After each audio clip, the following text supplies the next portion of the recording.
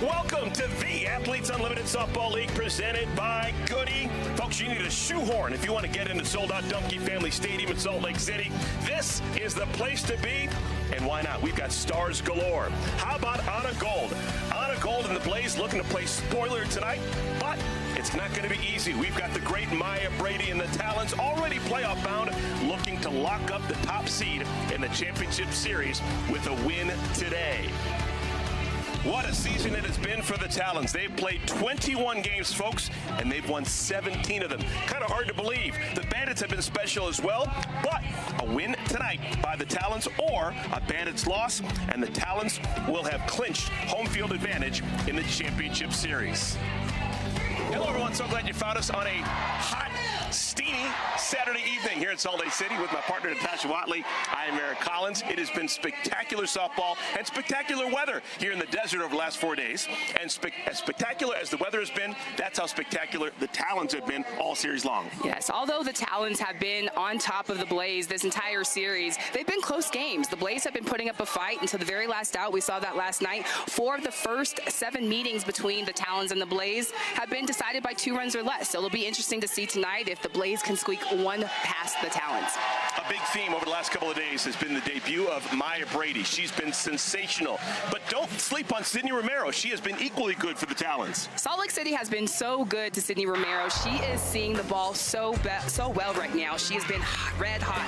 Romero has missed some time due to injury this season, has come in this series with a .212 batting average. This series, .667 batting average, .400 on-base percentage, and 6 hits. She is seeing the ball so well. You always need hitters to get hot right at the right time, but what separates the Talons from the rest of the teams right now is their pitching staff. The Talons lead the AUSL in ERA and opponent batting average, and this series, what makes them so great is how they all complement one another. You've got the lefty in Lopez, the power pitcher in Fouts, the relief in Chafin, and the starter or closer with precision in Kowalik. Staggering for the pitching staff for the Talons. Lopez, Fouts, Chafin, and Kowalik have combined to give up 1 earned run. Those 4, just fantastic stuff. They do it all season long. They lead the AUSL in ERA and opponent batting average, so that's one of the many reasons why they have been so special so far this season.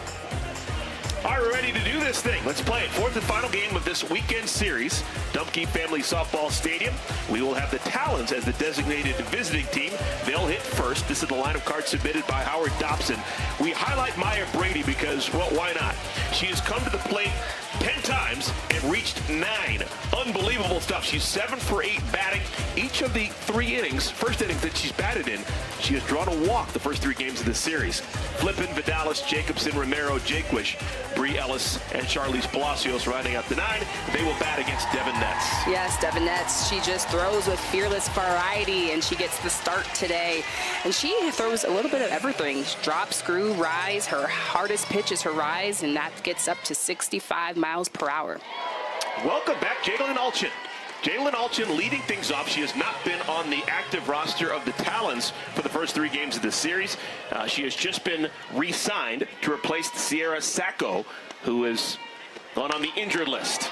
Alchin off to a great start this year. This is now game number 19. Lays the bunt down, fielded nicely by Netz, and that's the first out of our ball game. Yes, and that's a big out right there, considering how hot Alchin has been. With that .405 batting average, but puts that bunt down trying to get something to happen, but big out for the Blaze. Well, the reason Alchin hadn't been with the club over the last couple of days is they needed to activate Maya Brady. And Brady, just her 4th game now with the Talons after coming back from the hamstring injury, is off to a blistering start. 7 hits in 8 at-bats with 3 walks. She has walked in the first inning of the first 3 games of this series, Wednesday, Thursday, Friday. And just an indication of how well she's seeing it. I mean, just those first at-bats. We talked about her first at-bat that first night, 10 pitches, 8 pitches her second at-bat on day 2. And just that ability to have that mental awareness, and she's been here before, and she's a true professional in her debut and having some quality at-bats. Look at this nugget. Back in 2023, while she was still a UCLA Bruin, she went 11 for 11 to begin her season. so she is used to getting off to fantastic starts. Two-hopper. Aubrey Leach throws out Brady. That is the rare instance when Brady is retired. Just the second time in our 4-game series.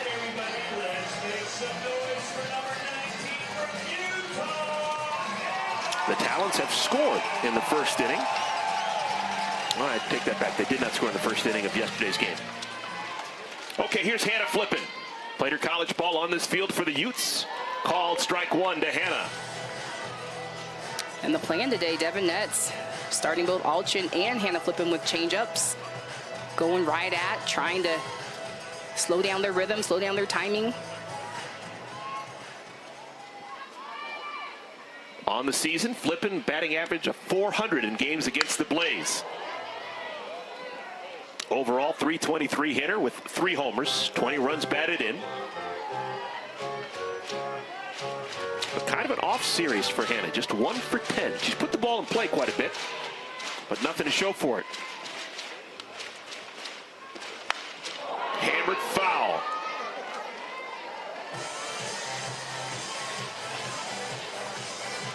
And also think about Flippin too. She lives in Tucson, Arizona, and so I know she gets to hang out with the Wildcat. So I think Devin Nets sometimes gets her some BP pitching, so very familiar with her. Nets began the season with the Bandits, was traded a couple of weeks ago.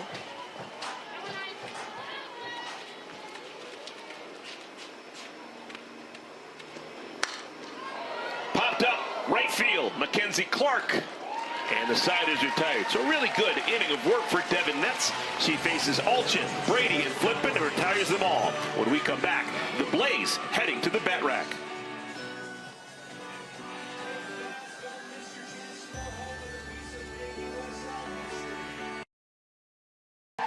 Welcome back. We're live in Salt Lake City, Utah, Dumke Family Softball Stadium. 4th and final game. All 4 games have been sellouts. Just a great environment for women's professional softball. The AUSL, Talons, and Blaze. Let's take a look at the Blaze. Line of cards submitted by Elisa Goller. Corby Otis. She's going to lead things off. Aubrey Leach, the veteran second baseman. Bailey Klingler, followed by the rookie Anna Gold. Kayla Kowalik is back behind the plate. Aaliyah Binford will be the DP. Mackenzie Clark in right. Anissa Urtez, the former Ute. She's the shortstop. And Aaliyah Andrews in the 9-hole. They will bat against the great right-hander from Alabama, Montana Fouts. Montana Fouts last night coming in a relief role, so gladly taking the start and taking the ball today. She is your strikeout threat. She'll come right at you. She'll climb that ladder with that rise ball, and she'll get you reaching with that tight breaking curveball. She loves to go with that curveball, and that is her highest percentage of swing and misses. Montana's from Kentucky. She played at Alabama, finds herself in Utah. That's confusing. First pitch of her game, misses down low to Otis.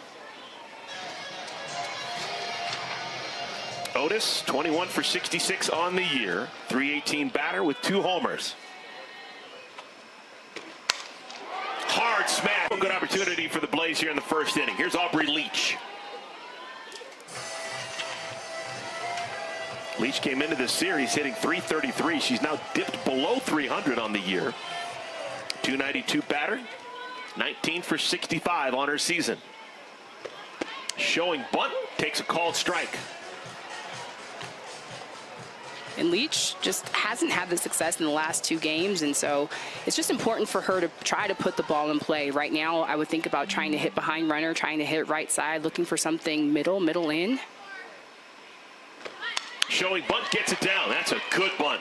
Savannah Jaquish, the third baseman, just gets it to first in time. Second baseman Romero covering. 1 down, over to third goes Otis.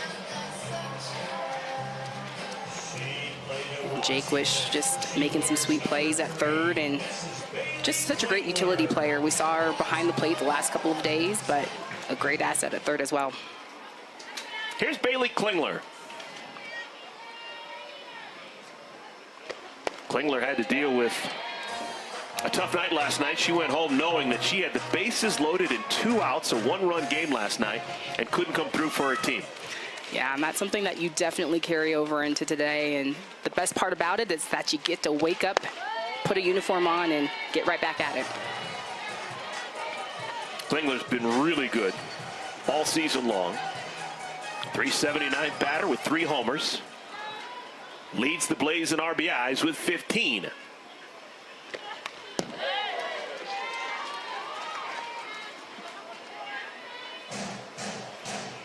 Klingler's only hit in this 4-game series was a solo home run a couple of days ago.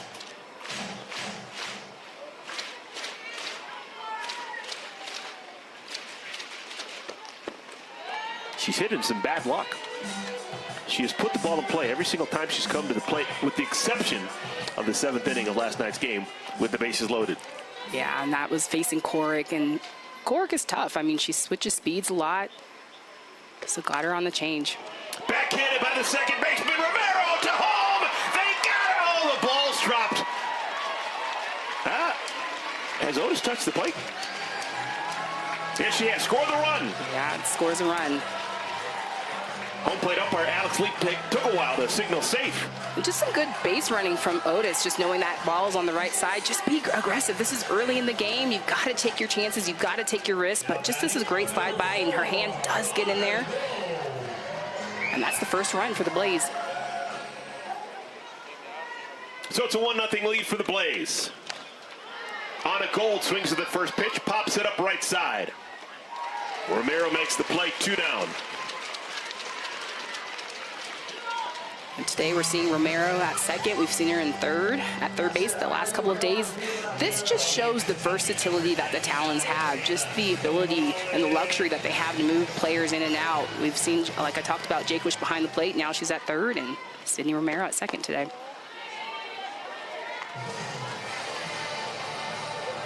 Third time in this 4-game series that the Blaze have scored in the first inning.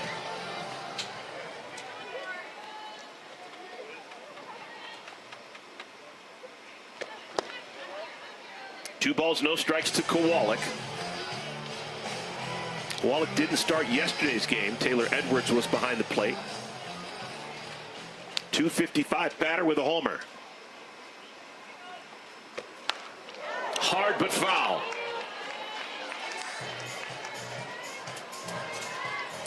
Kowalik just has so many different tools as well, and we've seen her run through the box, standing and hit. We've seen her standing in and hitting right now.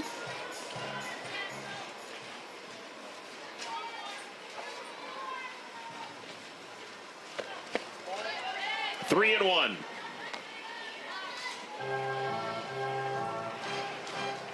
Fouts born in Grayson, Kentucky, played at Alabama.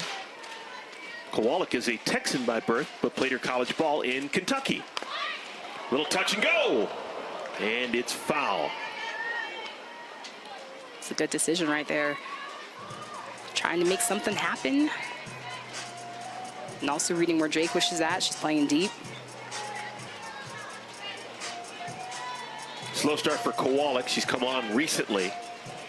She was part of the coaching staff that went all the way to the final game of the Women's College World Series. She was at Texas Tech all spring. Came here a little bit late, didn't have the normal training camp that everyone else did. But rounding into form late in the season. Yeah, but talked about how valuable that coaching experience has been for her to just be able to articulate what she does and being able to relate to the athletes. I just think about how powerful that is for those Texas Tech athletes to have her as a coach. To left field, hit well. Alchin goes back and makes the play. Alchin went back on that and made it look routine, but that was far from routine. So the Blaze, they score the game's first run. We move to the second inning. The Blaze 1, the Talons 0.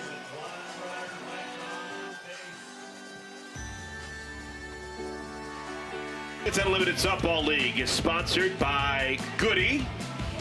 The softball alone is worth the price of admission, folks, but that's not the only thing going on. You got hair braiding.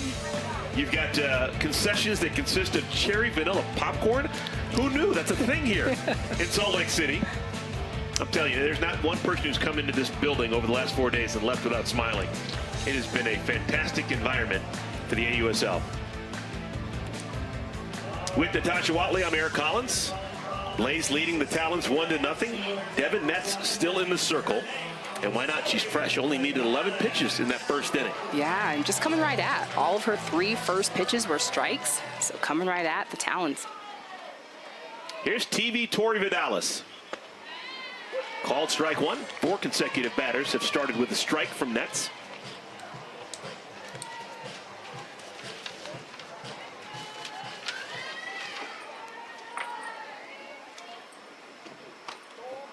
Veteran right-handed hitter Vidalis has been stuck on 1 homer for a while. Enormous power. Always been more of a doubles line drive hitter, but those doubles and line drives go over the fence. That's how she gets her homers.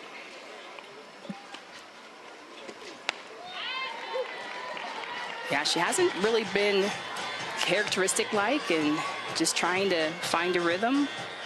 281 batting average.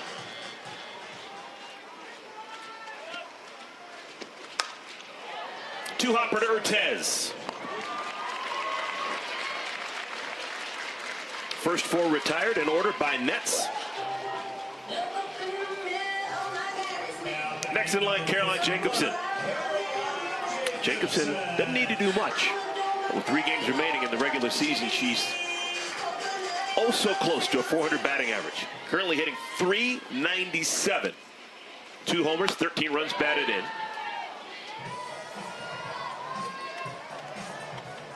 And I think the big reason is just aggressive early in the count. First pitch swinging, that's a screwball in the inner half, but she just takes her hack. She goes for it.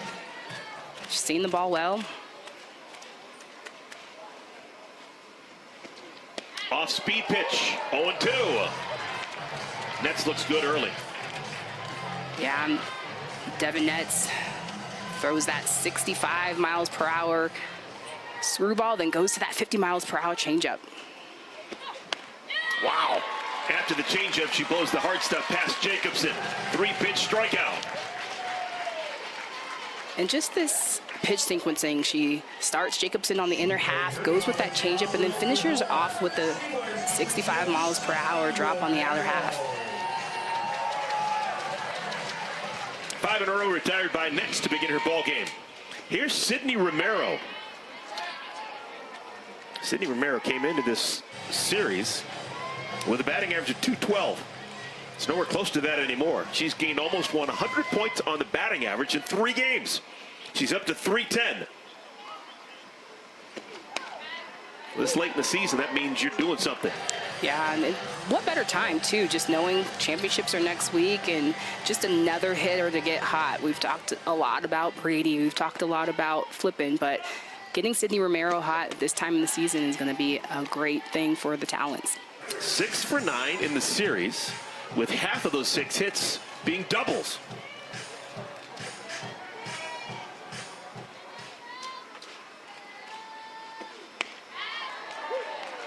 If Sydney Romero ever wore batting gloves, it just wouldn't look right. I don't know how she does it. I just think about the sting, the grip. Like, I always had to wear batting gloves. Softly off the pitcher, Nets, and no play at first. It's been that type of week for Romero. Another base hit. She's now 7 for 10 in the series. First base runner for the Talons.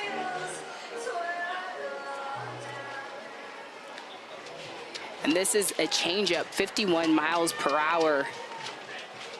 And that's hit number 14 for Sydney Romero. And again, just seeing the ball so well. And she barely even puts it back to that. But what she does so well is stays in her legs and gets that line drive back up the middle. Here's Savannah Jaquish. First pitch, strike 1. Jaquish, graduate of LSU, has been playing pro ball all over the world for the last close to a decade. Super strong hitter who hasn't done a whole bunch offensively with the Talons this year. She's just 2 hits and 15 at bats, but she's got the potential to get scorching hot. Howard Dobson, the head coach for the Talons, knows what he's doing. And giving Jaquish at bats late in the season, hey, maybe she finds her groove. She could come in big time handy in the championship. Yeah, I'm thinking even like a pinch hitting role, you know, if she's coming off the bench. That's a hitter I don't want to face coming off the bench.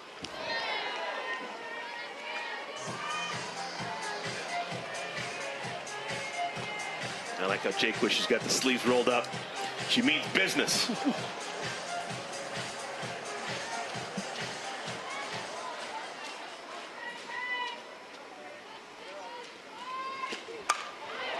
smoked into the gap and right center. You're kidding! Mackenzie Clark! How do you do?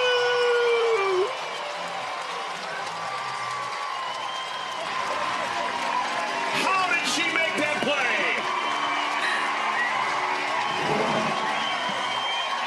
Mackenzie Clark, tell us, how did you make this happen? She goes a long way with the leaping dive, a big catch for out number 3 to stop the threat of the Talons.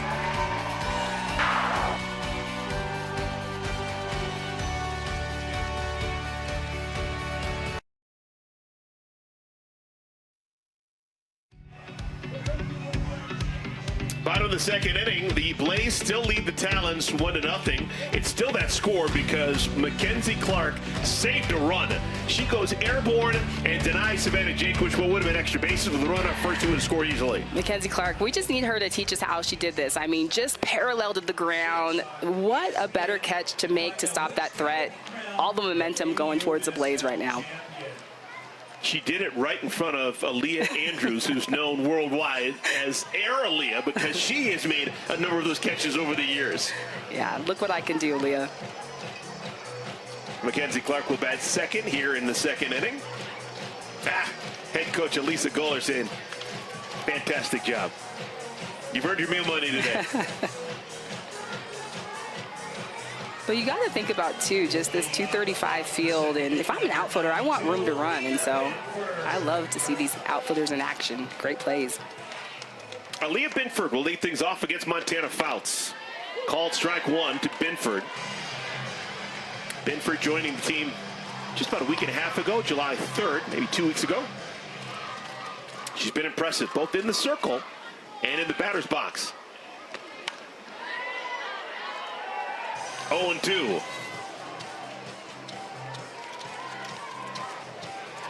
4 for 15 as a hitter. It's Binford. Couple of doubles, looking for her first homer.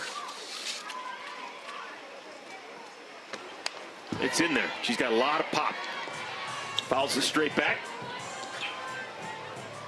She battles a lot. She'll go with pitches. She'll turn on pitches. She does not get cheated on her hacks.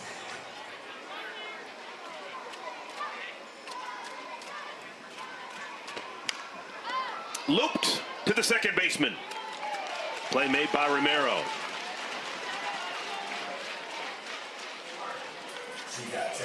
We're seeing Romero at second today. She had been at third for the first 3 games of the series. Ali Aguilar getting the day off. Savannah Jacobsen getting time at the hot corner. And here is the defensive hero, Mackenzie Clark.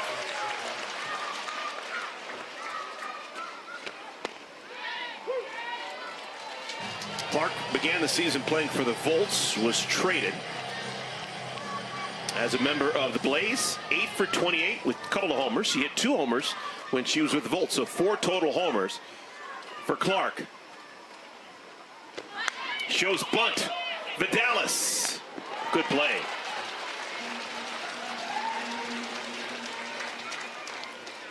And that's a good play from Vidalis. Have just been able to stay low, not come up for all the young infielders out there. Just take a look at Tori Vidalis at first. As she goes, she sets her feet up, but stays low, never stands up to make that throw. It's a big out right there. Here's Anissa Urtez. Urtez winding down her pro career, which has been prolific. Getting a chance to play in the same stadium where she played her college ball. She's been welcomed back with open arms.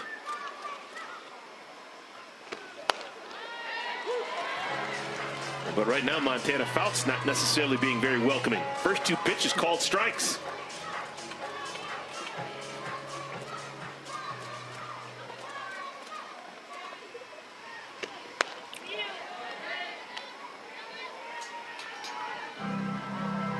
And Montana's got a little zip today. She's around 66, 67 with that curveball. Hard pitch for righties. Hard going away from you. In the air, right side. Looking up into that sun is Caroline Jacobsen. She makes the play, and the side is retired. So, a perfect inning for Fouts. She faces Binford, Clark, and Urtez, and retires them in order. The only kid in the world who doesn't mind when his mom puts sunscreen on. I guess if you're eating something you enjoy, you can suffer the indignity of the sunscreen. Welcome back, everyone. We're at Salt Lake City, Utah. We've got the Blaze, we've got the Talons. Early 1-0 lead for the Blaze. That's one way to stay in the shade. Oh my gosh. Better keep your eyes open. You never know when something's going to happen. The toes, the little feet for me. So cute. But smart. Hey, shield yourself from that sun out there. So cute. We've got Ellis leading things off against Devin Netz. Two rookies. Ellis, the 8th hitter in the lineup, followed by Charlize Palacios, and then back to the top of the order, and Jadalyn Alchin.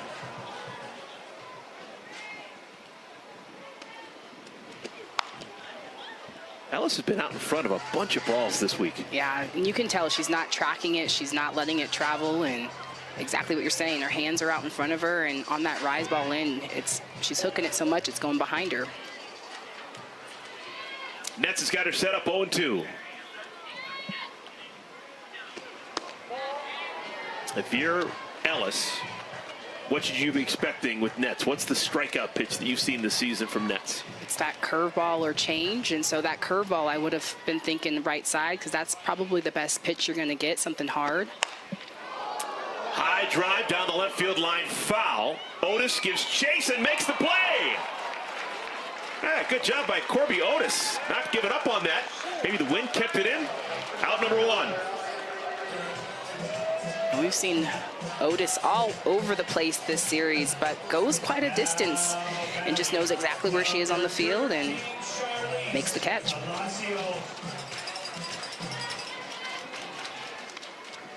Here's Charlize Palacios. We have people who are keeping track of these things. That's the 12th fly ball that Corby Otis has caught so far. 3 games and 2 innings into this weekend series between these two clubs. Routine to the right side. Leach throws out Palacios.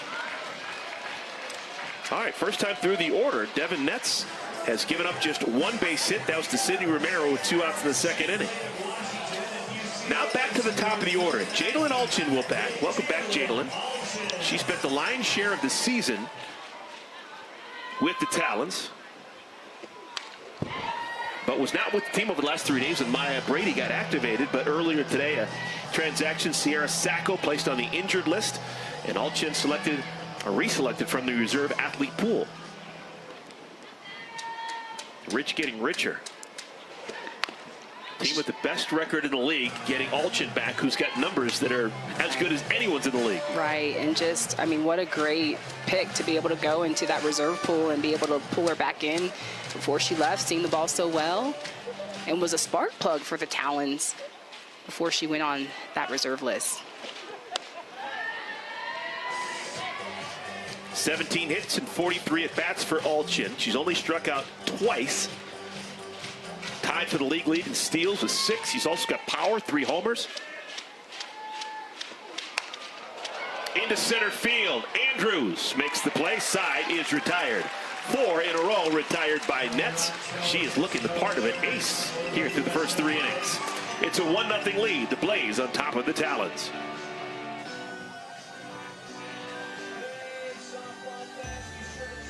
Utah is my home. I mean, I spent so much of my life there. It's the greatest decision I've ever made. Being a Ute means that you play the game hard, you love the game, you have fun playing the game. Those are characteristics that I try and keep with me in every game and practice that I have. To be able to play in Dumke again is something so special. It makes me pretty emotional. Utah to me was the building blocks of my career. I never thought in a million years I would be able to play at that stadium again, and to be able to play in front of that crowd, it's definitely a dream come true.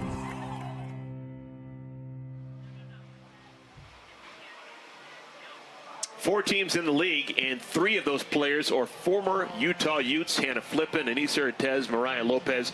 They have all played in this 4-game series. Yeah, and just such a great homecoming for all three of them to be able to play in front of this crowd, sold out crowds here, and to play on this home field and to play in front of their coach, Amy Hogue.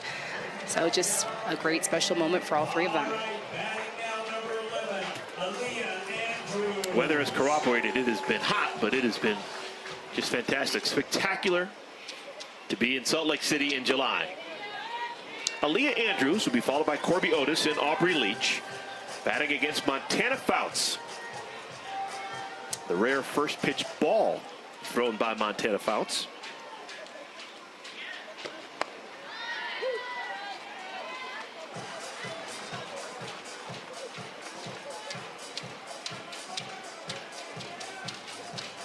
Aaliyah's had good success against the Talons on the year.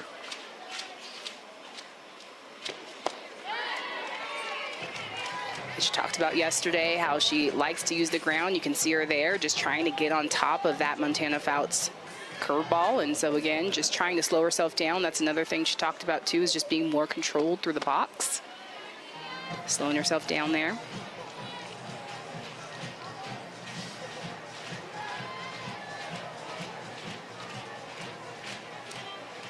Fouts working quickly. Laced down the left field line, foul.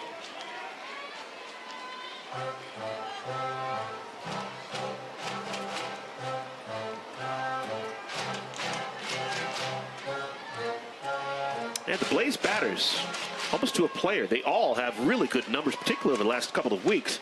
But the wins really haven't kind of go hand in hand. This is a fair ball. That's going to be a base hit for Andrews. Offense really hadn't been the problem for the Blaze. It's getting the pitching to go with that offense is what's been the bugaboo on the year. Right. And Aaliyah Andrews, I mean, you can't teach this. You're always worried about your first bounce as a slap hitter, and she gets this first bounce as close to home plate as she possibly can and gets that hit. Here's Corby Otis.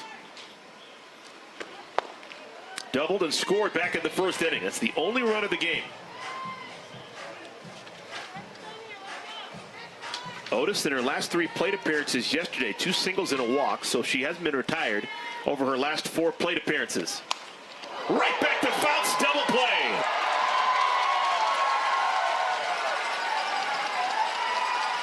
Otis hit it hard, but right into the glove of Montana Fouts.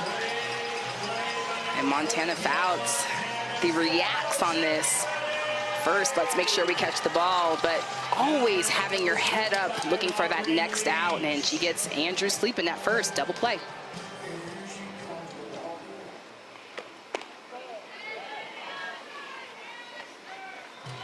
Aubrey Leach laid down a sacrifice that led to that run being scored in the first inning.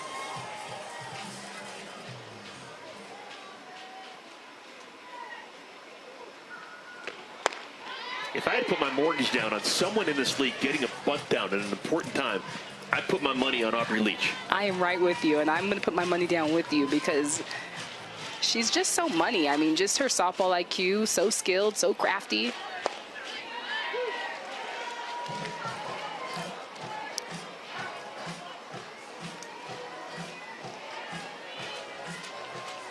Ball and 2 strikes.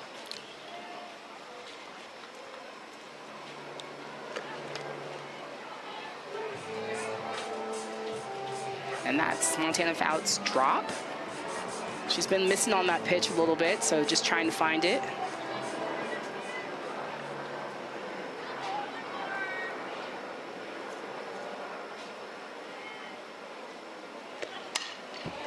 Well, after today, precious few games remaining in the regular season. The Talons 2 more games, the Blaze 2 more games, and then we've got the championship. We know that the championship will be played down in Tuscaloosa. We know that it will involve the Talons and the Bandits. We don't know who will have home field. Talons clearly in the driver's seat. They just need 1 more win or 1 more Bandits loss. But you never know.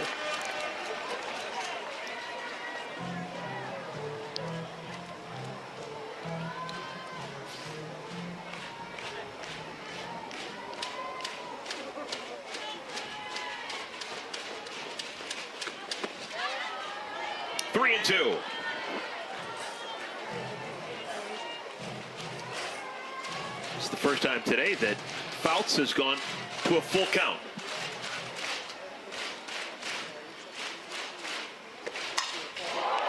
Into center field. 2-out base hit for Leach. And now how big is that double play turn by Fouts?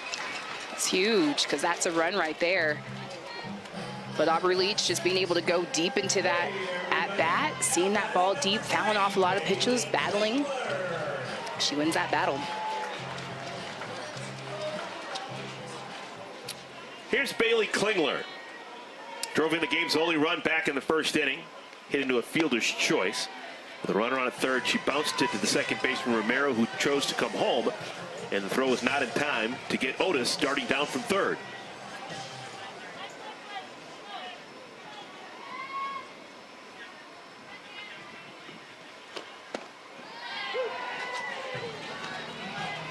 Klingler's got that interesting wide open stance and then has her left foot just kind of hover in the air as the pitch is coming.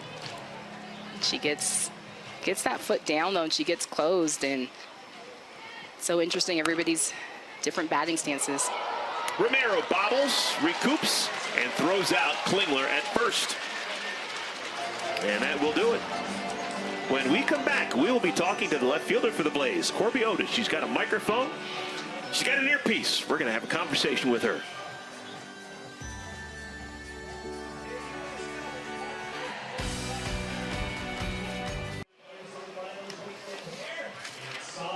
Welcome back, everyone. We have got AUSL coming your way from Salt Lake City, Utah.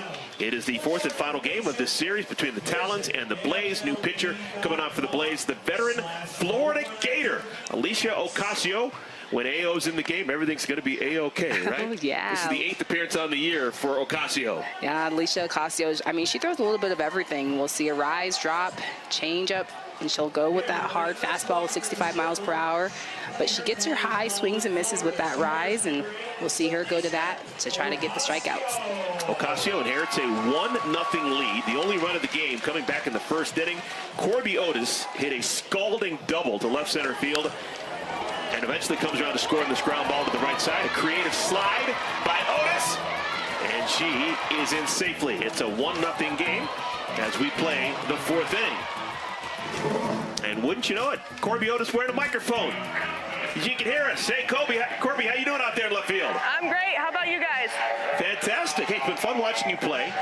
First couple of games, you hit the ball hard, didn't get a lot of hits as a result. But the last 2 games, everything's fallen for you. Yeah, sometimes that's just the way the game goes. You know, law of averages is going to even out at some point, right? Yeah, this is your rookie season. It's been fun. What has been the biggest transition, the biggest changes from going to this level from college? Yeah, I mean, honestly, I think a lot of it's pretty similar. It's been a pretty smooth transition for me. Biggest difference, I'd say. Get there! Maya Brady gets another base hit. She's going to try and stretch a single into a double, and she's there. Leadoff 2-bagger for Maya Brady. I'd say probably biggest difference is just being on the road for, 3-4 weeks at a time, living out of a suitcase. Usually we get to go home to our beds, so that's been a little different, but everything else has been pretty smooth for the most part. A whole bunch of Florida Gators in this league. Your connection with Alicia Ocasio and the other Gators, what's it been like? It's been really cool.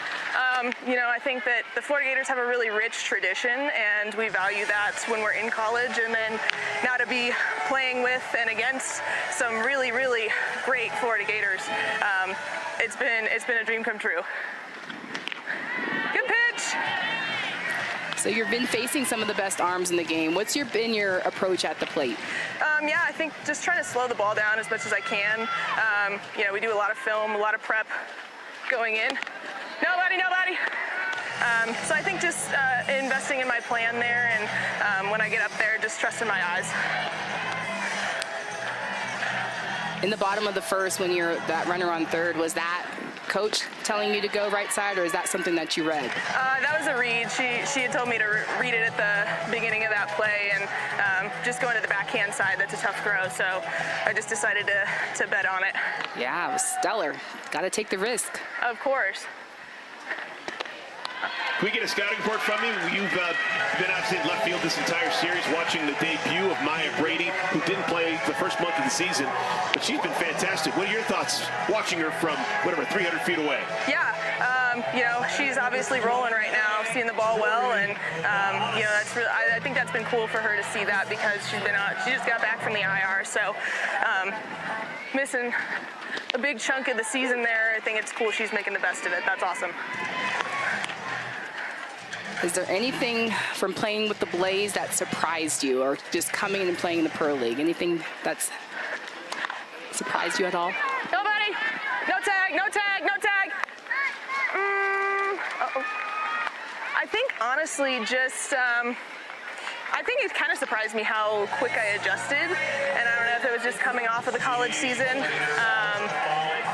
I literally went home to Gainesville for probably 28 hours and then flew out to Chicago to join spring training. So I was expecting for it to be a little bit of a learning curve, but honestly, it's been really smooth, and that was kind of a surprise for me. Caroline Jacobsen, the batter. I just heard you talking to Leah Andrews in center field saying nobody. Yep. Were you telling her that you weren't anywhere close and it was her ball, or were you saying nobody's attempting to move to take an extra base? Yeah, she's not tagging, so she could take as much time as she needed there, and she didn't really have to get behind it. That's kind of what that was. Has there been any teammates on the Blaze that have taken you under their wing since you've been the big rookie? Yeah, I think we have a lot of veterans that have had a pretty big part in taking a lot of the rookies under their wing. Lily in the circle being one of them, former Florida Gator, so there's a connection there already. Taylor Edwards, lots and lots. Should be a double play. Stepping on third is Golden across the diamond for the double play. Really good. How about that? Really good.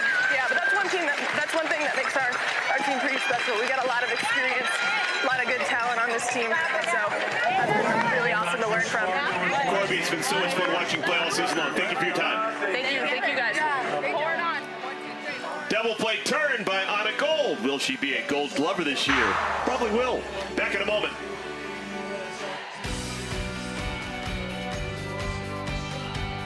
It's already the bottom of the fourth inning. The Blaze scored their run in the first inning, and it is held up. They lead the Talons as we play the home half of inning number 4. Leading things off for the Blaze will be Anna Gold, who's got pop in that bat. We saw her hit her third homer of the season in the second inning of yesterday's game. Yeah, Anna Gold, the rookie. I mean, she has been just taking these at-bats like she has been here before. She's been a professional, the gold standard, and she takes this ball deep in the bottom of the second and gets the Blaze up. Anna's from Ballston Spa, New York. It's the county seat of Saratoga County, New York. It's just outside of Albany. If you've ever been to Saratoga Springs, it used to be kind of 100 years ago, people used to go there for kind of the medicinal waters, and it's thought to be purifying. It stinks. And it has kind of an acidy taste to it, but people still do try it. They've got water fountains all over Saratoga Springs. And that is where Anna Gold is from. That is hardly a softball hotbed, but she was discovered, played on travel teams down in Maryland and Virginia, and eventually got recruited by Marissa Young at Duke, and was excellent as a Duke Blue Devil. If you can play, folks, they'll find you. Oh, yeah. And that's the thing. I mean, just the message to all the young athletes out there. It doesn't matter. Just do you. Play hard. Play with passion. Coaches will find you. And so I know back in the day, it's, all the West Coast players are the ones that get seen. Hey, no, you can come from anywhere, be from anywhere, and you can be great. Psychology degree at Duke. She's already been accepted to the Duke Business School. She can do whatever she wants. World's her oyster. She'll be playing pro softball for a long time. It's going to be hard to take that uniform off of her. She has excelled as a rookie. Just needs to have a couple more hits in the final 2 games of the year, and she'll be a .400 batter with power. And, of course, exceptional defense. Almost takes out her head coach. Yeah, that's the beauty. I mean, this is the testament to AUSL of allowing these athletes to extend their career, and I'm hoping that we see Anna Gold in a pro uni for a long time to come. Fouts the 1-2.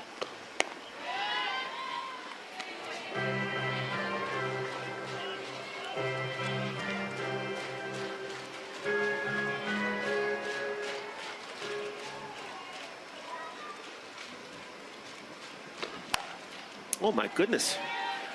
I think Elisa Goller has a magnet attached to her down the third base line. Yeah, we need to get her a glove or a helmet or something. But she's not even acting phased. She could hit. Oh my gosh, yes.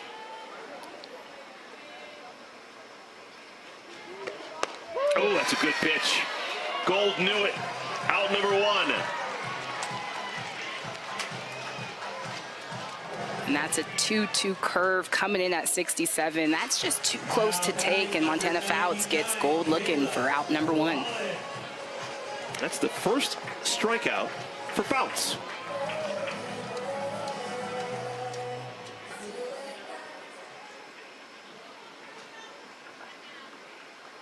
Here's Kayla Kowalik. Kowalik hit that ball in the left field that Jalen Alchin made a nice running catch on as she was nearing the warning track. Kowalik hit it really well the opposite way, but was denied by Alchin. That ended the first inning.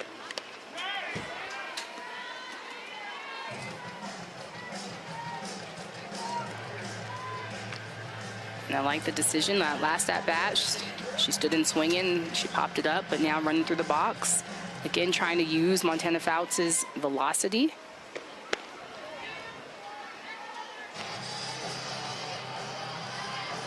The Talons have won every game this season against the Blaze, but for the most part, they've never really blown them out. In this series, Talons have won 4-1, 5-4, 3-2. Talons have always just made 1 or 2 more plays than the Blaze, and that's been the difference. Yeah, the Blaze have been right in it every single game. I think last night we saw it came down to the very last out with Bailey Klingler. So they've definitely given themselves a lot of chances and a lot of shots. It's going to be interesting. Howard Dobson, who's really not made too many mistakes all season long as the head coach of the Talons, how he chooses to use his pitching staff when they get to the championship series. How do you not give the ball to Georgina Kowalik? But then when do you decide to take her out? Because you got Chafin who's pitched so well, you've got Fouts who's pitched so well. Yeah, just the strategy behind that too. But Kowalik, I mean, you know that you can give her the ball to start the game, and then she proved the last 2 nights that she can come in and close as well. So a lot of a luxury in a sense that he has a lot of options. Kowalik is tied for the league lead in wins, hadn't lost, she's 6-0, and she's got the most saves in the league. She's got 3.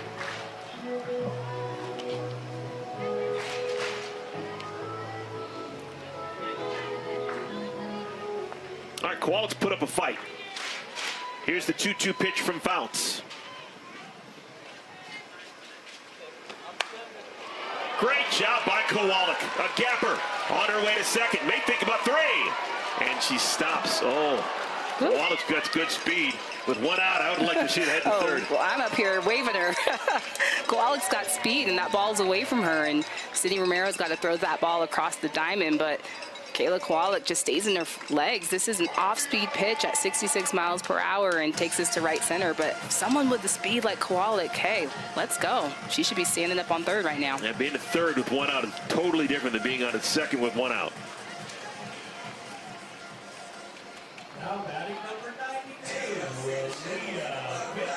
Here's Aaliyah Binford. Popped out to the second baseman her first time up.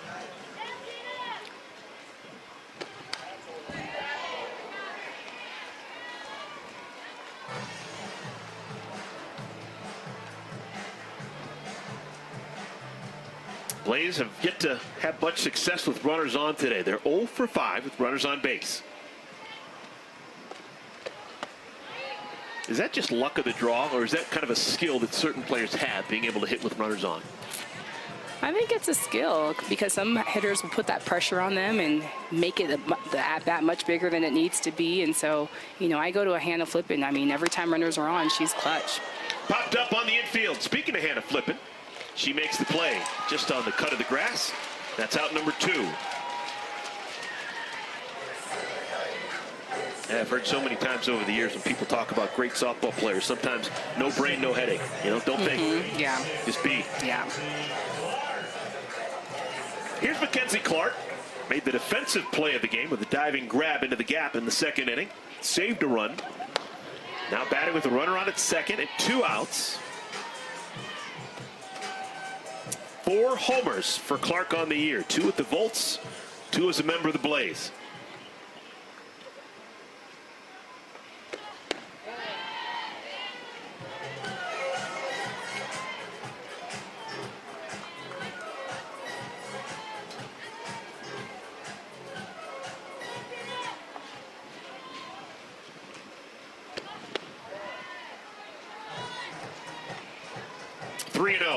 And now Palacios will take off the mask and have a conversation with Fouts.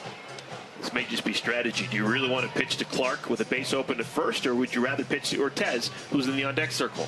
Yeah, and I think at this point, just knowing that Clark has 10 RBIs on the season, maybe put her on, put Anissa Ortiz up at the plate. But just seems that Montana Fouts is just losing her rhythm a little bit in her circle, just trying to fist a little pitches, or some of her pitches, and so just trying to be loose. So Palacios coming out there, calming her down. I just saw Hannah Flippin jump into that conversation with a big smile on her face. And if you're Fouts and you're stressing over it's a 3-0 count, runner in scoring position, you're not stressing when Hannah's coming in there with that type of joy. Swinging on 3-0, and Clark flies out to center field. Maya Brady runs it down. So a 1-out double by Kowalik goes by the wayside. It is still a 1-0 lead for the Blaze as we head to inning number 5.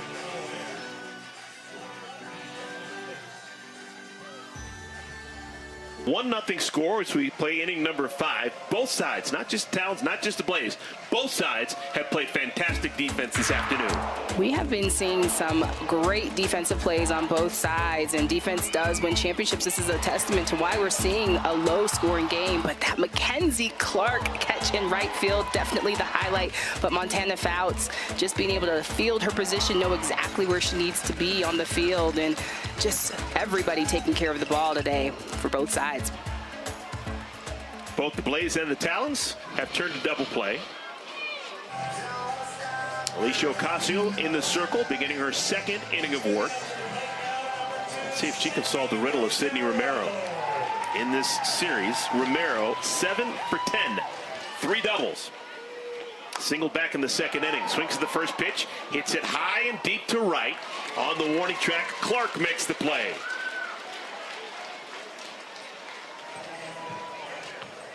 Here's number 27, Savannah Jacobsen from LSU.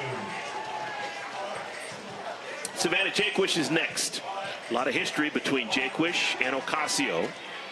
Played against each other as college players. Ocasio at Florida, Jacobsen at LSU. Played together against each other internationally. They played together in pro ball. This should be a comfortable at bat for Jacobsen. And that's the thing. A lot of these hitters have all faced all of these pitchers, but, you know, this day and age, it's sequencing, pitch sequencing, so just trying to make sure you're guessing right and you're on time with pitches as well.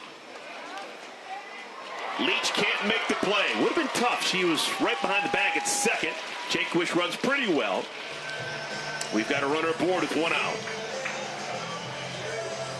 And Jacobsen gets this ball out in front, hits it pretty hard, but Aubrey Leach gets in front of it, but that just gets under the glove, and I know she's banging her head on the ground right now, but she knows she should make that play, but it still would have been close at first. It's been scored a base hit, so that is just the, no, it's not been scored a base hit yet. Ruling hasn't been made yet, so we'll see. Here's Bree Ellis. They rule it an error. Big 1 has gone up in the error column. So an error on Leach allows Jacobsen to reach. Yeah, I agree with that. I mean, I think Aubrey Leach would tell us, too, that that's an error. High and deep, but foul down the left field line. Last time up, Bree Ellis did almost the identical thing, but it stayed in the field. And in foul territory, the catch was made by Otis. Right back to Ocasio. Another double play. 1, 4, 3 on the twin kill. Back-to-back innings. The Blaze turn a double play. And that's what you call knowing your opponent. Aubrey Leach in perfect positioning at second base, almost standing on top of second. But this hits right back to Ocasio. Ocasio to Leach to Klingler. Double play.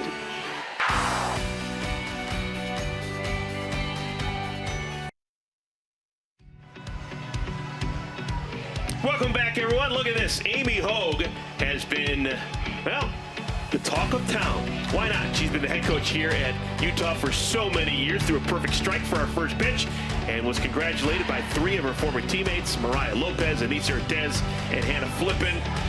Must have just been so special for Coach Hogue, not only head coach here for many, many years, but also a player here for the Utes. We talked to her on Wednesday, and we had so much fun. We're going to talk to her again. She's our chair chat down the left field line. Coach Hogue, how you been, and what's this week been like for you? Good. First of all, I wish they were my teammates. You said they were my teammates, which would have been so cool to play with them. I just thought about that the whole time we were talking. Is like, where would I play if they were? Because those are my spots. So I guess I'd be, I don't know, out in the outfield. This has been great. I mean, look at all the people that came out, and a lot of the people I talked to today didn't come the other days. They couldn't, and so it's their first time, whereas some have been every day. Coach, just talk about what it's been like seeing them at this level, watching them play here in this atmosphere. It's so cool. You know, I watch them all the time, so they don't know because I have to pay for all the things to see them on all the platforms. But I watch them all the time. I cheer so loud for them in my living room, standing on my couch, watching them do their thing. So having them here in person, I'm going to start to cry. It's just, you can't beat it. You can't talk about how much it means because it's what it feels like that's different, and I can't explain it in words. It feels awesome. Megan Framo into the game. Yes. And she gives up a single to Anissa Ortez.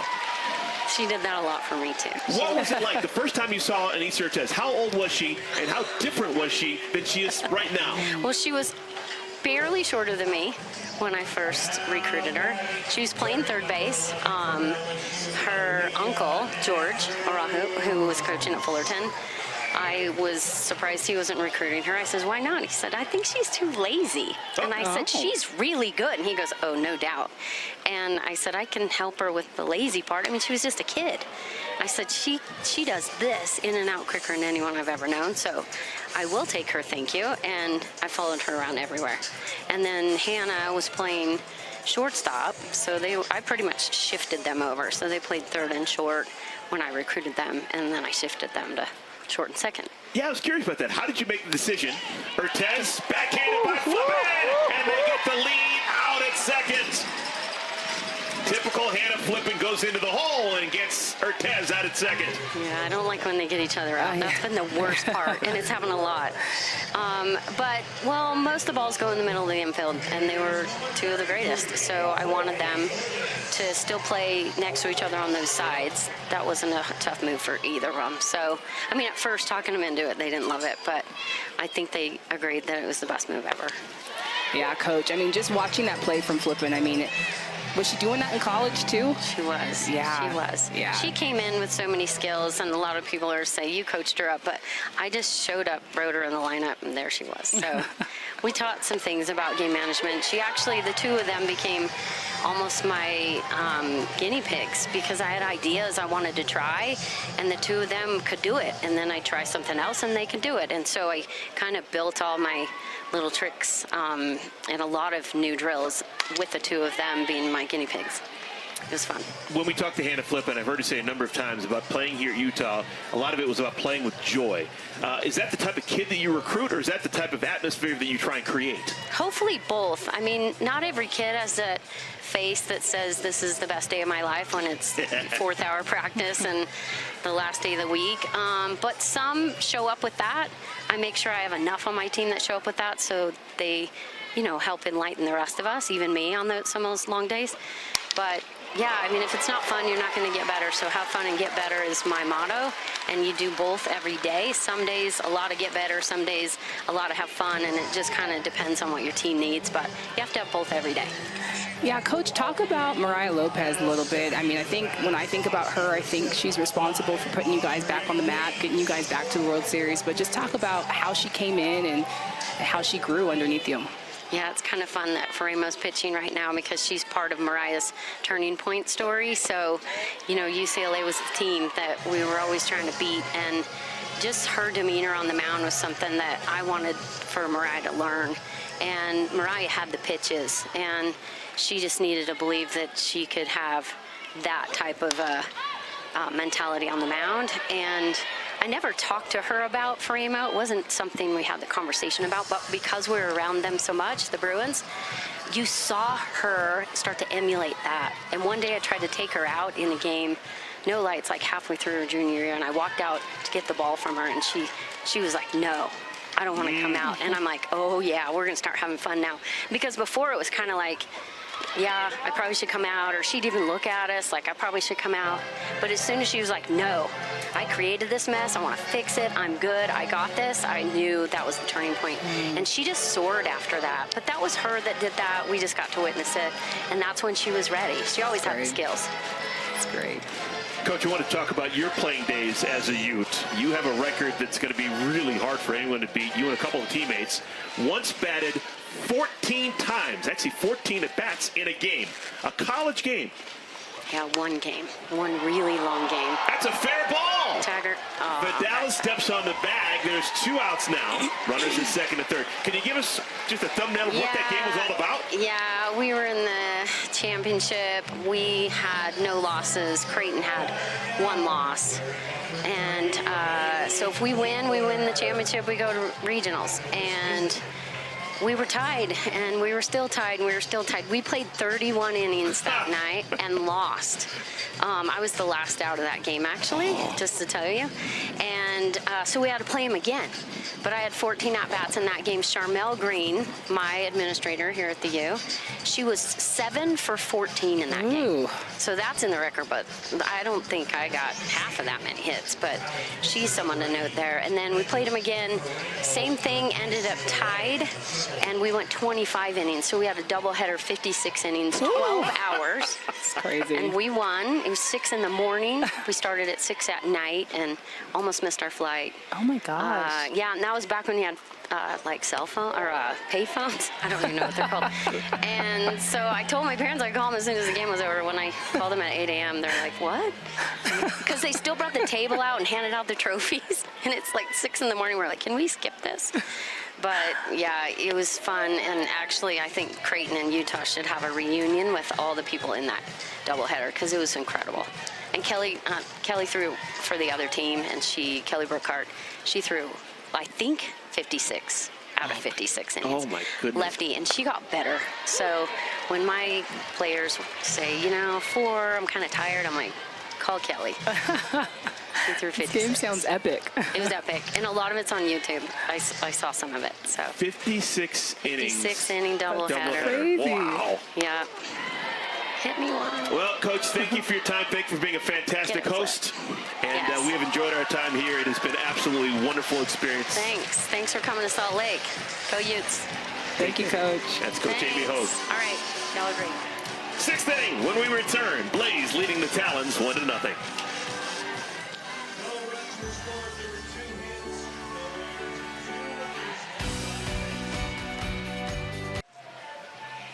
Old-fashioned pitcher's duel. It's a 1-0 game. The Blaze on top of the Talons.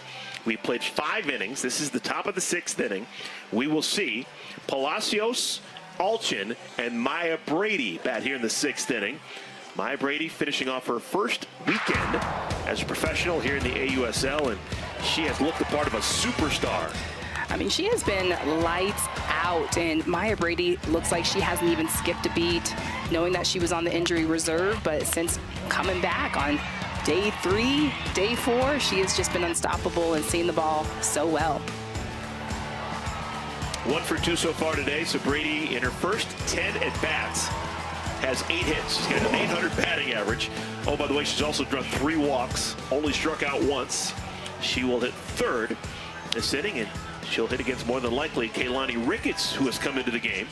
Ricketts, the 3rd pitcher of the ball game for the Blaze. She takes over for Alicia Ocasio. Yes, and the lone lefty for the Blaze, and she'll go to her drop, her curve, her change.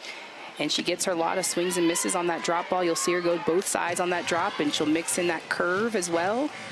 And she's got that change that's about 51 miles per hour. Oldest player in the league. Which is crazy. That sounds crazy to me because I played with Kaylani. When she was a rookie. So yeah, you're making me feel old. And so Kaylani was a rookie, probably my last or second to last season. And so to hear that she is the oldest player, like, man, time is flying by. But it's been great to see how she has developed and continued to get stronger and better over the years. 2-time National College Player of the Year while playing for Oklahoma. She's consistently played overseas in Japan. Humpback liner smothered by Leach. That bounced. And that'll be a base hit for Palacios. I think Leach was hoping she could catch it on a fly. So a leadoff base hit for Palacios. We'll give Leach A for effort on that. Just trying to make something happen. But if you don't dive, you'll never know. Well, the Blaze defense has got the Talons set up. Each of the last 2 innings, they've turned a double play. Can't turn a double play unless you got someone on base.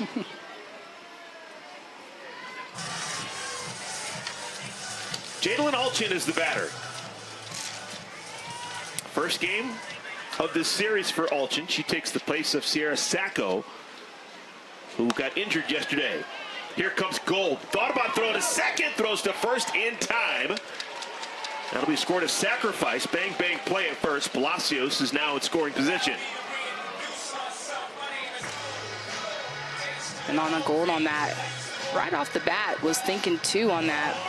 But Anissa Ortez just needs to be loud, put her hands up, call 2, but always when in doubt, make sure you get an out.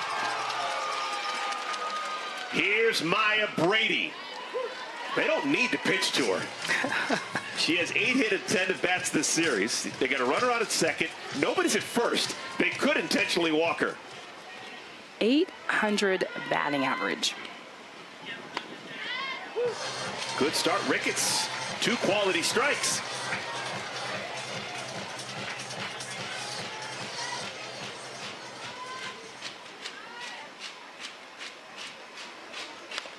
Off the foot of Brady. Nope, that's a fair ball. No, now it's blown dead. I'm surprised that Brady didn't stop herself. Yeah, the feeling off of K Ricketts, she's got this heavy drop ball, and she's not going to blow it by you, so it's kind of like a heavy drop. But this is that drop in, and when you let it get deep, it gets so in on your hands, and so that's a tough, tough pitch. That hits off of Brady's foot.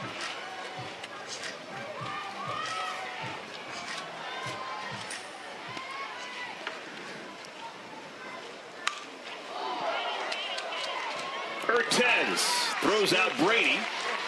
2 outs, moving over to third, Palacios. And that's that quick transition Coach Hogue was talking about. That ball takes Ortez up the middle, gets rid of it quick. Okay, opportunity for the Talons. Team with the best record in the AUSL. Winners of 4 consecutive games. Flippin swings to the first pitch. Pops it up. In foul territory, Clark makes the play. And the side is retired. Threat quashed. Ricketts allows the leadoff single to Palacios, but strands her at third.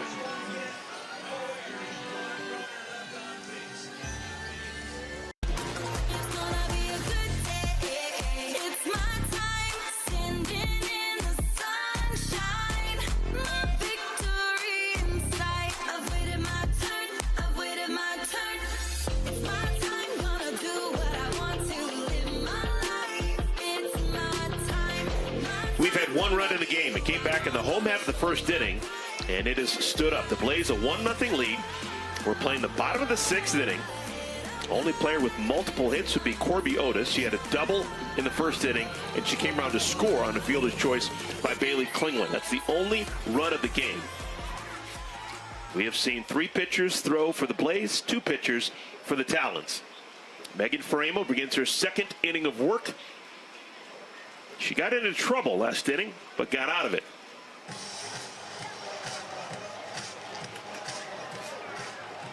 It's amazing. We've talked about the successes of the pitching staff for the Talons, and we've talked about Kowalik and Chafin and Fouts, even Lopez.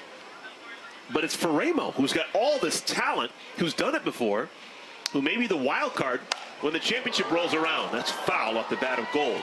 Yeah, and we're not even talking about Faremo, and I love the fact that they put her in today to kind of give her some innings underneath there, and it just seems, you know, like she's getting behind in counts a little bit, getting hit, and so I think right now it's trying to figure out ways of her pitch sequencing, trying to sync everything up as they go into next week.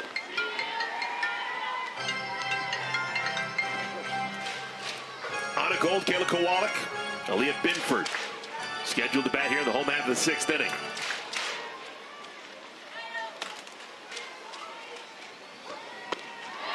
Good pitch.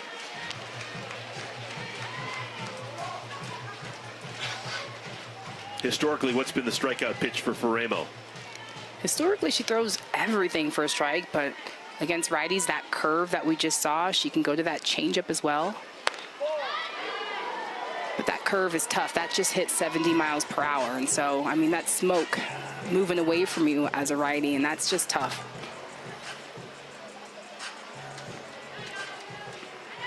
Two-2 pitch.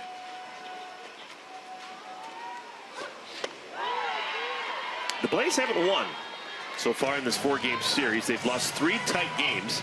I don't think they want to go to the 7th inning with just a 1-run lead.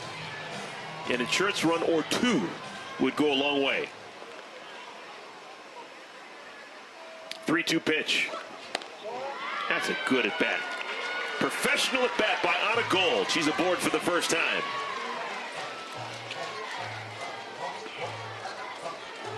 And that's some good eyes. Last at bat, Anna Gold struck out on that curve from Montana Fout, so some good eyes. Knowing the Blaze needs some base runners. Okay, if you're Kayla Kowalik, you can do a lot of different things. You slap or you just flat out square and bunt. I'm squaring the bunt. We need some more runs. We need runners in scoring position. Oh, swinging away, and it works. A base hit for Kowalik. Hey, it's better to have runners on first and second. Don't listen to me up here. Second hit of the ball game for Kowalik.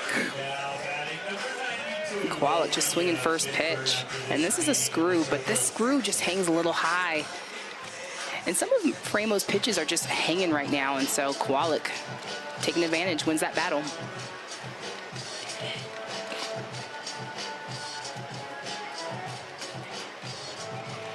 All right, strategy being discussed in the circle for the Talons. I think Coach Jacobsen just trying to slow things down, but this is good preparation for Faremo and Palacios. Preparation again for next week, but you got to work through these situations. You got to work through getting behind, getting runners on, and so just trying to slow things down a little bit. They wouldn't ask Binford to bunt, would they? Now that I would say no. Binford, I'm having her swing.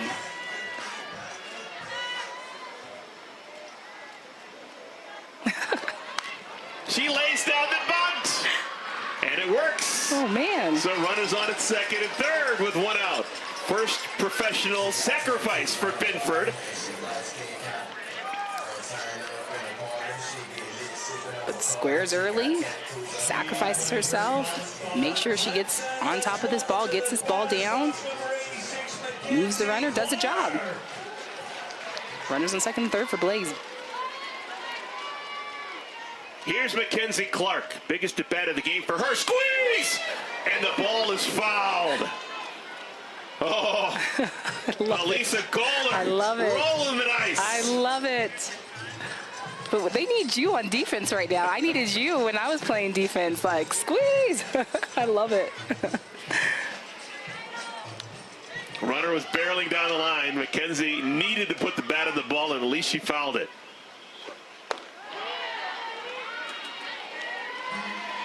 Clark has put the ball in play twice today. She's bounced to first. And she's flied out to center. Blaze looking for their first hit of the day with runners in scoring position. If you're just joining us, Clark was the defensive star of the game. She kept this game a 1-0 game with a Superman-esque diving play out in right field in the second inning.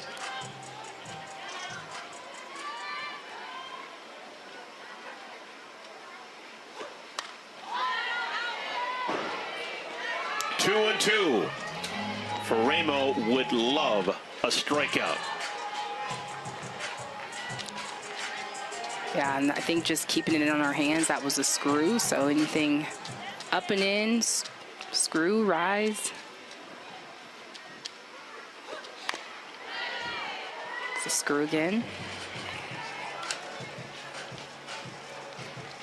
And the reason why you don't want to go out on Clark is you've got runners on second and third. Don't want to allow her to hit behind the runners. So trying to have her hit into your defense. Left side. Poked into center field. Will it be deep enough? Tagging from third. Here comes the runner. Safe! Mackenzie Clark does her job. She scores gold from third, and it's a 2-0 lead for the Blaze.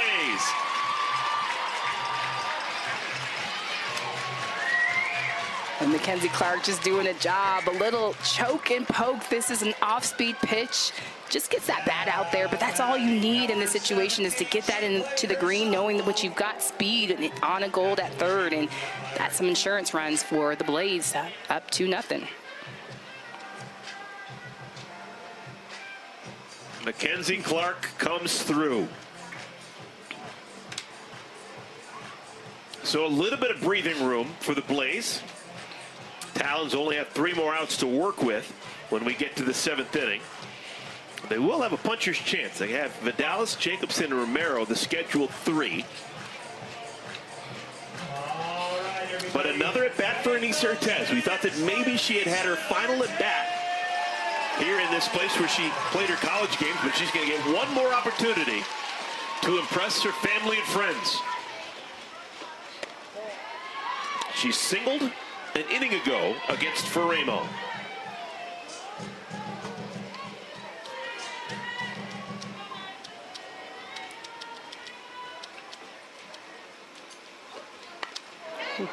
Ball hits your bat. And that's a 57-mile-per-hour changeup. The pitch differences than the miles per hour from Romero. She's going from 70 on that curve all the way to 57 on that changeup. Big difference. Popped up.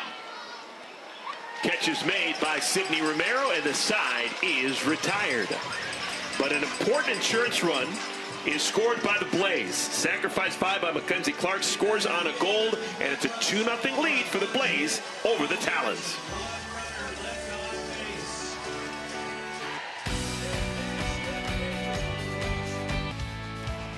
The Athletes Unlimited Softball League is sponsored by Goody. Fun in the ballpark. Sensational Saturday afternoon, early evening game here in Salt Lake City. You don't mind 90-degree heat getting doused with a little bit of water. Everyone's having a good time at the ballpark. And we've got more coming your way. Athletes Unlimited Softball continues. We've got the Volts, we've got the Bandits, 8 Eastern Time. Broadcast information, visit theausl.com.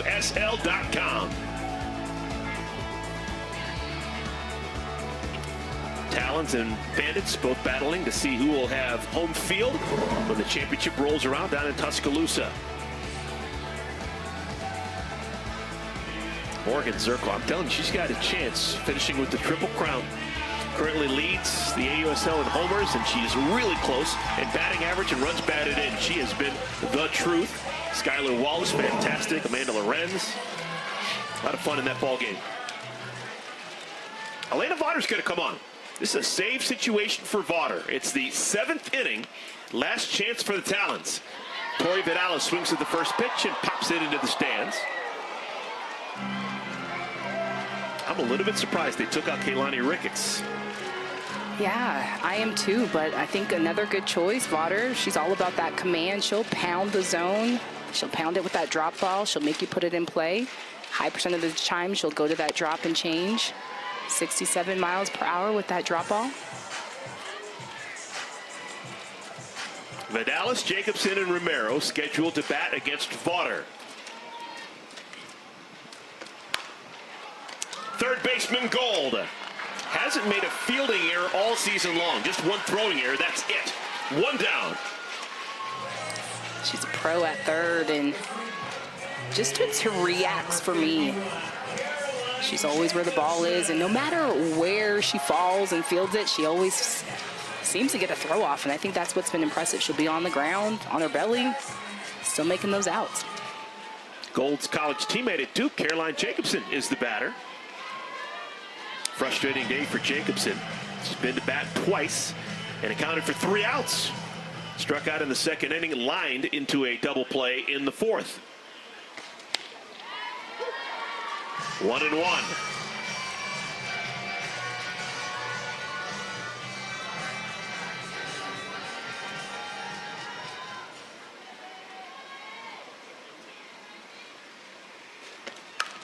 On the ground is short. Urtez, textbook.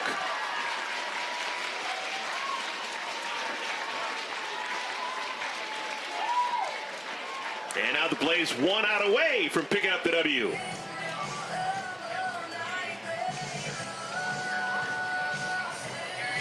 And we're going to have Nets come back into the game, or is Urtez going to be lifted to get a round of applause? Oh. Yep, Anissa Urtez is coming out of the game. What a moment. I mean, a phenomenal ball player, and love that she gets this moment.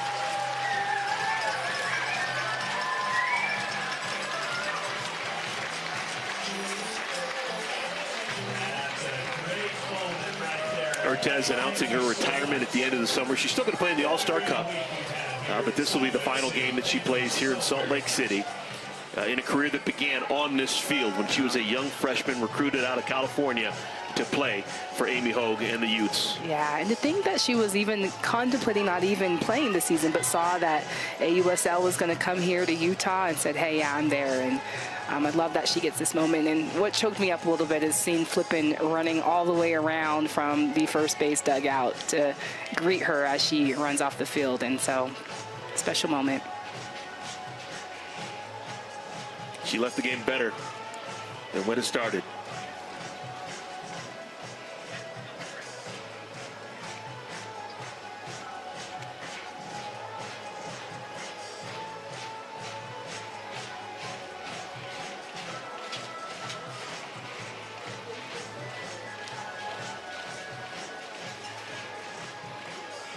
Okay, with that, we will continue play. Let's see if the Blaze can keep it together for one more out. There are 2 outs. Top of the 7th inning. Blaze lead the Talons 2-0. And Urtez's replacement at shortstop is on a goal. She makes the play, and the game is over. Congratulations to the Blaze. They pick up the win 2-0 on a Saturday here in Salt Lake City. Yeah, and hats off to the Blaze. I mean, just a tough season for them. And first win of the season versus the Talons. And just they put all the things together on this last day here of the series. So hats off to them. Well played game. A lot of fun. 1 run scored in the first inning for the Blaze. They hung on until the 7th inning, tacked 1 more to make it a little bit more comfortable, and they win 2-0, the final score, to take the 4th and final game of this series.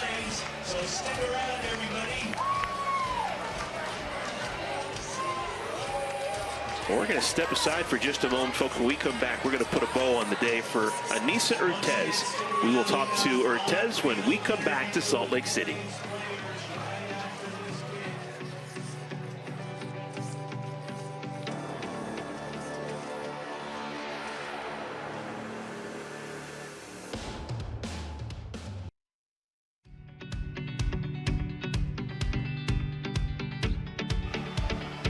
What a day at the ballpark. Anissa Ortez and the Blaze, they take down the Talons 2-0. Old school, well-played, taut, fun softball game here in the desert of Salt Lake City, Utah. The Blaze win, showing a bit of grit. And the star of stars, Anissa Ortez. Anissa, you announced your retirement at the end of the year. We know this is going to be your final game ever at the stadium that you played your college ball. What are you feeling right now? Yeah, I'm just overwhelmed with gratitude. Seeing this field with all these people, you know, there's so much growth with softball in Utah. So I'm just super grateful, and it's just been surreal. My heart is so full. Yeah, and so looking back, this is obviously your final season, but what are you most proud of from your softball career, from college, pro ball, playing for Team Mexico? Yeah, I mean, Utah was incredible, of course. I loved my time here playing for Utah softball. And then, you know, from year 1 to year 9 playing pro, it has grown tremendously, you know. I mean, with the AUSL, we're just able to come to venues like this and play in front of fans, so many fans. The marketing has done an amazing job, you know, and I just think that this league is here to stay. And I'm just so thankful that I was a small piece of it and I get to be a part of year 1. You're a huge reason why we've made it this far. You've been a solid pro for a bunch of years. Give us a sense of what it's been like being a pro. You're a great college player, but you've changed your game and gotten better and better and better as the years have gone on as well. Yeah, I mean, yeah, I've grown tremendously, you know. I think I just take bits and pieces from everyone around me. I learn from, you know, the rookies on our team to the vets on our team, and it's just a learning game, you know, and just putting it together piece by piece, it's been such a joy. As you wrap up your playing career, any plans on what's next? Will we still see you in the softball world? Maybe a little bit. There's something in the works right now, but nothing set in stone. But I definitely want to be a part of the softball world, maybe some clinics and lessons here and there. So we'll see where life takes me. And Anissa, did you know that there's going to be that special moment in the 7th inning? Do you have any idea you can be taken out to a round of applause? No, I didn't. And I mean, I got a ground ball that last out too, so that was amazing to be able to do that. And then Coach A walk out on the field. I wasn't expecting it, and I just, you know, I cried. It was emotional and so exciting, and all my family's in the stands, so they were able to see everything. So it's just been, my heart is just full. I'm just so, you know, speechless. Anissa, we've been watching you for so many years, and all I can really say is you played the game the right way. It's been a joy watching you play. Yes. Oh, thank you guys. Incredible thank you career. So much. Congrats. Yep. Thank you. That go is, Blaze, go Utes. That is Anissa Ortez, who was a member of Athletes Unlimited when it first started in 2020. And she is still a vital part of this league going forward, even though she's retiring in the next couple of months. Yeah, we're definitely going to miss seeing her in uniform, and just to know, like you said, how much she's grown as an athlete and just a fixture. And you can see the reacts from all the teammates of knowing how much of an impact that she's made on the Blaze and AU as well. So the Talons do not clinch home field advantage for the championship. They'll have to wait and see if the Bandits lose. If the Bandits lose, that means that the Talons will get home field throughout the course of the championship series. We know it's going to be the Bandits and the Talons down in Tuscaloosa. Now, while it's ready to go. Alyssa Goller is standing by, the head coach of the Blaze. Hey, Coach, you coached this one magnificently, pushed all the right buttons, your pitching moves, everything worked out well. It's nice to see your team still responding late in the year to what you're asking them to do. I know, it's tough, but they've just been phenomenal all season. I've talked about this in like other interviews that we've done. They keep showing up, they keep competing. It has not been easy, and everyone knows how it is when you're feeling like you've really got to have stuff be perfect to win, but they keep doing it, and today was a great job for them. I'm happy for them. Yes, Coach, just talk a little bit about your pitching strategy today. I think that was the difference, you being able to switch up the looks from your pitching staff. What was the strategy behind all that? I'm really big on I don't take credit where credit's due. Coach Dill is the one that, you know, makes the decisions on when we're going to switch in the matchups, and I simply walk out and report them. So she deserves a lot of credit for that. But I would just say before the game, you know, when you're looking at that lineup that the Talons have, and everyone knows that they're phenomenal right now, right? They're playing good ball. It's just a matter of we really executed pitches well that allowed us to make the changes when we wanted to make them. Because, you know how it is. You want to be able to switch pitchers with a clean inning and stuff like that, and it worked out really well today for us. Well, if you're not going to take credit for the pitching, I'm going to give you limited credit for the hitting. I'm assuming you're the one that told Aaliyah Benford to lay down the bunt with runners on at first and second, nobody out in the 6th inning. Had you ever seen her bunt before? No. We weren't expecting it, but she got down to beauty, and that changed the inning for you guys. Yeah, no, we had that timeout because he went out to talk to Meg, and I said, hey, I need a bunt. And she said, sack or quick bunt. And I was like, you know what? Whatever we can get down. And she did great. So, I mean, whatever. You got to do what you got to do. Oh, gosh. I mean, I definitely was calling up here. She's totally swinging, but that was a great call. Thank you. Overall thoughts on AUSL first season, head coach? Just give us your quick overview. I think it's been probably better than anybody expected. We all knew the quality of ball would be high, just because, you know, there's still so many good players that could join the league in a couple years, right? Like, but I think the crowds have been great, the fans have been great, all the people that work behind the scenes at AU have been phenomenal, and I'm just really proud that the country is now getting to see that there is a huge market for softball and that, like, people want to watch. And I love being a tiny part of it. I know all of us head coaches and GMs feel that way. The players, I know they are very thankful for the environment that they have right now, but this is just the beginning. It's going to keep growing, and I love that y'all are part of it too. And Elisa, my last question, and you got to go there. You spent a lot of years as a professional playing on dusty fields, waiting out rain delays. You were one of the main reasons why we got from there to here. Another person fit that category, playing your final game here in Salt Lake City, a place where she played as a college player, Anissa Urtez. Can you give us a sense of what her career has been like in your eyes? I can. We were actually teammates my final year. I don't know if y'all know that. Oh. Yeah, for a little bit. But I sigh because it's like an emotionally charged thing. I can't imagine how it felt for her, and, you know, obviously Flippin and Mariah too, but I can't imagine how it felt for her to be able to do her final send-off at her college field with her college coach and all of her family here. I think that's like the dream. I just got goosebumps actually saying that. But I love that for her. That's what I'm hoping will continue to be the case for everybody. It just, and then to have AV roller ground ball before we took her out, I was like, hey. Perfect. That's softball gods. We got to do, you know, but it just, I love that for her. I hope that continues to be what we're able to do as they keep playing, and that people don't just play for a year or two. They can play, you know, I played 7, they can play as long as they want to play and have the means to do it. So I think we're setting the bar really high this year with a lot of things like this, but very happy for Niece and her family that she got that moment. Elisa, thank you for your time. Well said. And finish up the year strong. Thanks, guys. Yep. Thanks, Coach. Bye.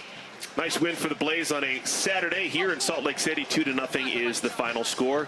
Natasha, it's been a joy hanging out for you the last couple of days. We saw some fantastic softball. Yeah, some great softball, and I feel like AUSL is on the rise, and also the Talons on the rise. So it'll be interesting to see how it all goes down next week in Tuscaloosa. 2-0 final score, the Blaze over the Talons. Athletes Unlimited Softball League continues tonight at 8 Eastern Time. Visit theaausl.com for where to watch the Volts versus the Bandits. For Natasha Watley and our entire crew, I'm Eric Collins saying thank you for watching.